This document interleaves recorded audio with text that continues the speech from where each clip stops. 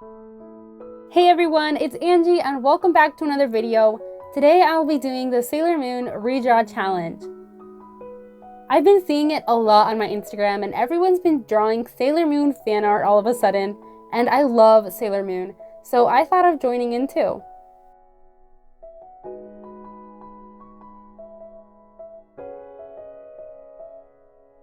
I think this was a really challenging painting mentally for me, but also really fun to make. I made a couple thumbnail sketches first and then started to make the sketch for the actual painting.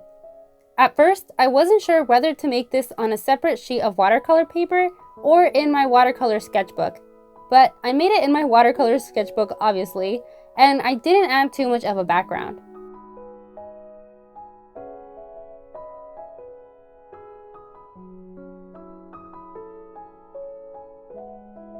I looked at a ton of other paintings people made on Instagram and I saw so many amazing pieces, and I think that's what made this piece mentally challenging for me.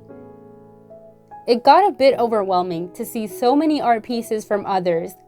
I wasn't able to just draw it my way and I got too preoccupied on making it look super perfect. I even thought of scrapping this entire painting and starting over on a separate piece of paper.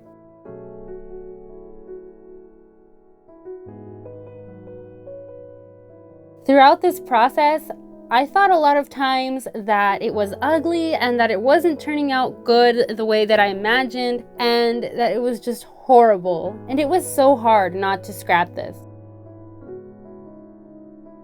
For some reason though, I kept going. I think it was because I had gotten pretty far in it and I didn't want to just start over. In the beginning, I even forgot to go over my line art with a color pencil, and I didn't even lighten my line art enough, and this made the watercolors a bit muddy.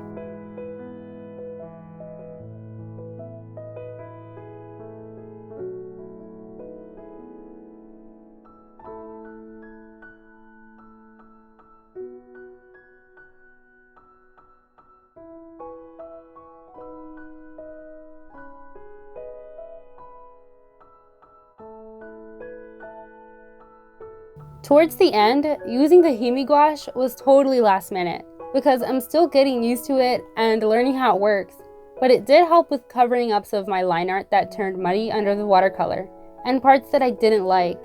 But what made it hard was that I had to be extremely careful of where I was putting every brush stroke so that I don't lose the structure that the line art gives.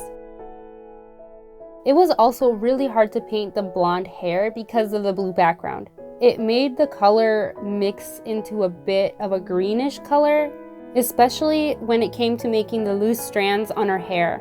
And that's why when I was doing the highlights in the end, I used the pen to make the loose strands.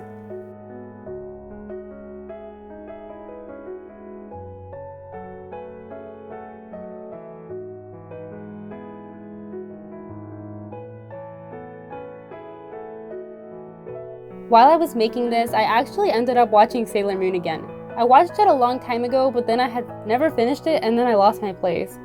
But while painting this, I really wanted to get into the mood and get inspiration and reference, because also the reference for this challenge wasn't that good. So now I'm watching it again and it's so cute and chilling for me. I don't know how to explain it, but it's so enjoyable. And I actually want to finish it this time.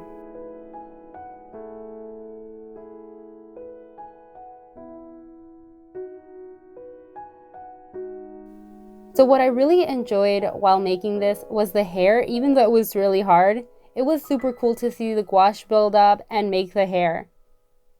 Also, the face was great. I didn't add any gouache to the face and added layers of watercolors instead, and then color pencils to make the lips and the eyes.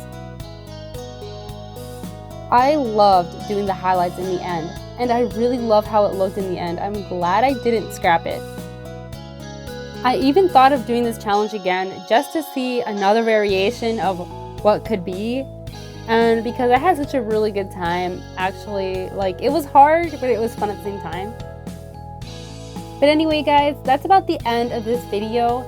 If you liked it, consider subscribing to see more upcoming videos. I'm trying to do this every week. And check out my Instagram, where I post more artwork and work in progress. And until next time, take care. Bye!